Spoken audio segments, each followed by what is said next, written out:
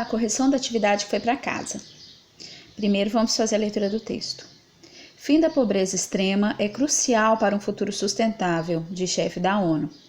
Um futuro sustentável para todos é improvável, a menos que a globalização beneficie todas as crianças, suas famílias e comunidades, afirmou o secretário-geral da ONU, Antônio Guterres, em sua mensagem para o Dia Internacional pela Erradicação da Pobreza nesta quinta-feira, dia 17.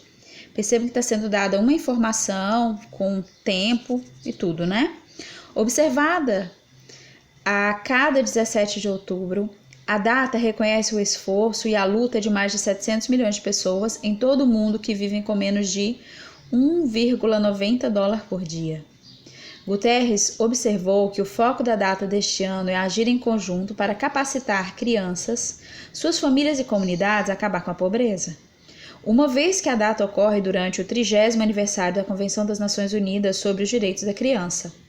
Ele disse que as crianças têm 2 vezes mais chances de viver em extrema pobreza do que os adultos, o que as condena à desvantagem ao longo da vida e perpetua uma transferência intergeracional de privações. Além disso, as crianças de hoje viverão com o que o chefe da ONU descreveu como as consequências devastadoras das mudanças climáticas, a menos que sejam tomadas medidas agora. Quer dizer, elas já vivem na pobreza. E além dessa pobreza, elas também vão sofrer essas consequências aqui.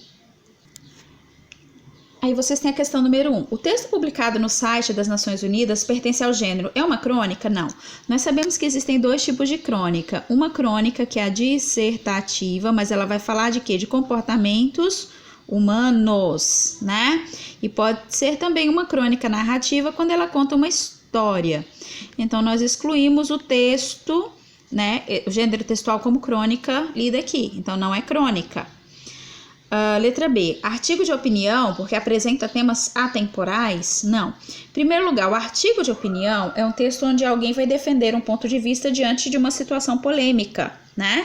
Vai defender alguma coisa, vai apresentar argumentos. E aqui, um artigo de opinião, ele jamais pode ter também uma linguagem informal, ele tem que ser linguagem formal. Artigo de opinião tem que ter linguagem formal. É um editorial? Não. O editorial ele também tinha que ser um texto dissertativo para defender o posicionamento acerca de algum assunto, certo? Notícia. Notícia é o nosso gênero textual, porque ele trouxe, né, as informações acerca dessa reunião, né, da ONU, daquilo que o chefe da ONU falou a respeito da extrema pobreza, né, e também das questões ambientais, tá bom? Então, ela é notícia, porque apresenta fatos reais. Foram apresentados fatos reais lá? Sim.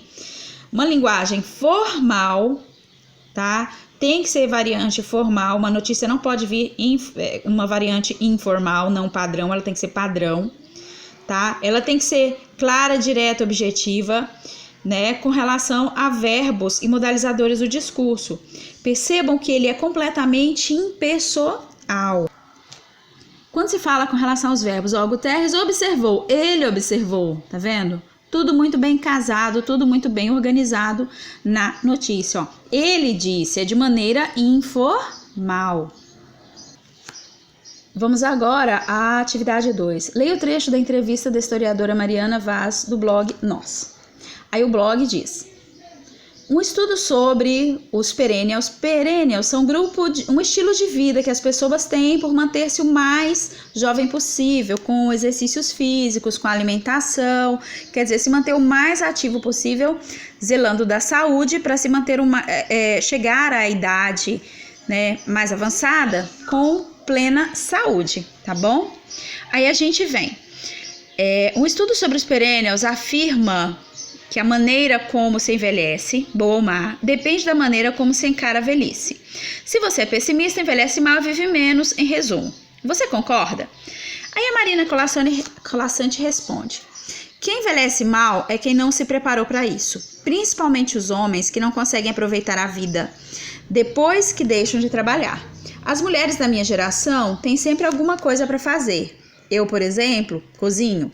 Planto minhas verduras, hortaliças na minha segunda casa, em São Francisco Xavier. Eu acompanho o ciclo da vida.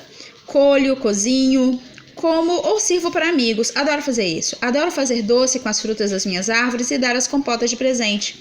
Também voltei a bordar, estudar música e nunca deixei de ler.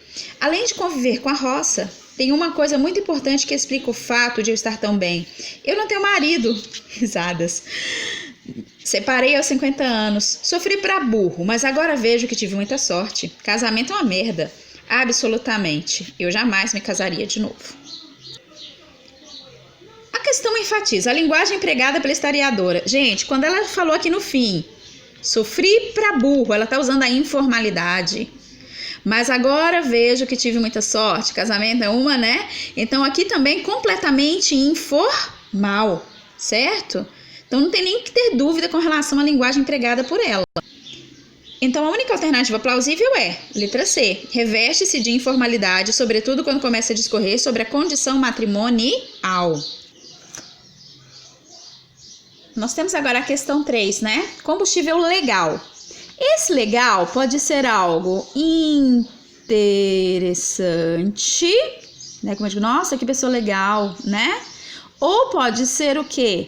Lícito, né? Ou seja, dentro das leis. Tudo que é lícito é dentro das leis. Bom, próximo passo, uma lei que puna o sonegador. Sonegar é adulterar, é ir na contramão do Brasil. Honesto e justo. Os sonegadores de impostos devem bilhões de reais para todos nós. Os devedores contumazes, ou seja, aquele devedor que sempre repete a mesma coisa, que adotam o calote tributário como modelo de negócio, quer dizer, eles fingem, eles mentem os números para não pagar os impostos, né? E quem faz isso justamente os ricos, né? E aqui está direcionado ao combustível. Bom, continuando. Não podem ficar impunes. Juntos podemos acabar com eles. Chegou a vez de dizer não à sonegação. Bom, aqui esse verbo aqui ele está no infinitivo. Sonegar, tá vendo? Infinitivo. Bom, todo terminado em ar, ir, né? Sonegar, adulterar, tá tudo no infinitivo, tá bom? Bom, aí a gente vem então para a questão propriamente dita. Por ser empregado tanto na linguagem formal quanto na linguagem informal, o termo legal, como eu já expliquei lá em cima, pode ser lido no contexto da propaganda, respectivamente, nos seguintes sentidos: lícito e bom, né? Então, combustível legal seria uma coisa boa, mas também seria lícito, ou seja, dentro das leis, ok? A questão 4. Leia o texto, a charge de Alberto Monte e os trechos a seguir. Bom, Charles Baudelaire, poeta do século XIX, é autor do livro As Flores do Mal.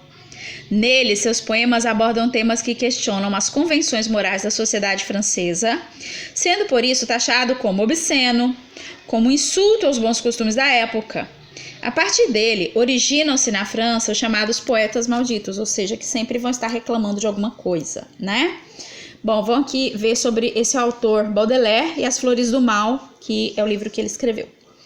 Então aqui a gente tem, por escrito, o próprio Baudelaire, As Flores do Mal, observe a minha expressão deles, e aqui vem o enunciado, né, aumentado do significado do que está sendo escrito lá, que está muito pequenininho. Primeiro, quando te escreverem uma mensagem, visualize, mas não responda. 2. Assista às maratonas de séries nos dias úteis. Coma bacon. Tá vendo que aqui ele está apresentando justamente o contrário do que você deve fazer? Ele está sendo irônico, ele está sendo crítico. Quer dizer, se alguém escrever uma mensagem, você vai visualizar e não responder? Isso é de péssimo tom. Extrema falta de educação, não é verdade? Assista às maratonas de séries nos dias úteis. Dias úteis são dias de trabalho, dias de estudo. Se você for maratonar a série, você vai perder o que você precisa fazer realmente. Você vai deixar de fazer o que é útil por uma coisa inútil. Quer dizer, tem o trabalho, a gente não pode deixar de lado o trabalho, aquilo que deve ser feito por prazer. A gente tem que ter as horas de prazer, mas tem que ser em horários que não sejam nos dias úteis, né? Ou seja, naquele horário de serviço e de trabalho. Coma bacon, a gente sabe que comer bacon faz mal à saúde, não é isso? Como a própria questão quer saber a respeito da questão da análise da língua, né? Vamos analisar aqui, ó. Coma bacon. Esse verbo ele está no imperativo, ele está dando uma ordem. uma ordem, um conselho, coma bacon, né? O imperativo negativo, que seria o correto, seria não coma bacon, né?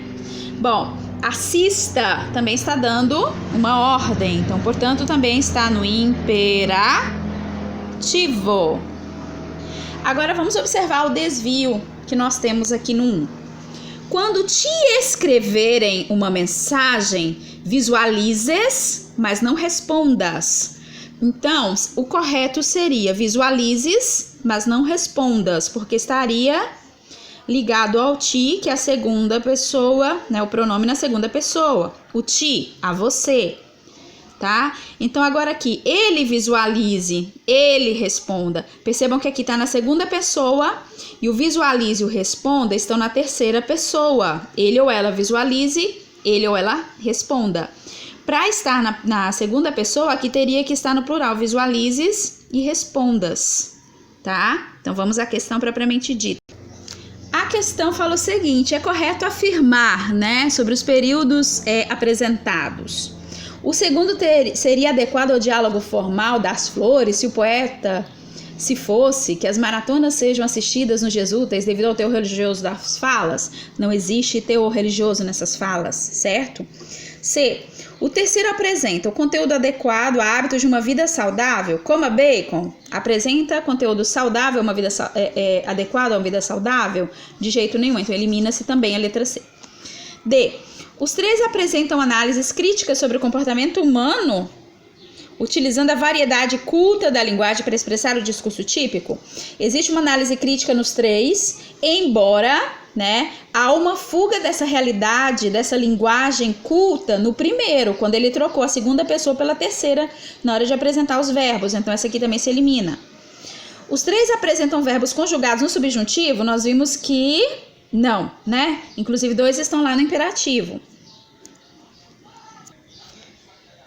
Agora, a gente tem sobre os períodos apresentados, é correto afirmar que o primeiro apresenta um desvio da norma culta, pois utiliza a terceira pessoa nos verbos visualize e responda, mas utiliza o pronome da segunda pessoa, que é o ti, sendo, contudo, adequado a um ambiente informal. A gente pode usar isso informalmente? Com certeza, tá? Só que existe um pequeno desvio se a gente for observar a norma culta, a variante formal padrão, né, que a gente pode usar esses nomes aqui, a gente poderia dizer que há sim um desvio dessa variante, que pode ser utilizado tranquilamente na informalidade. Portanto, letra A.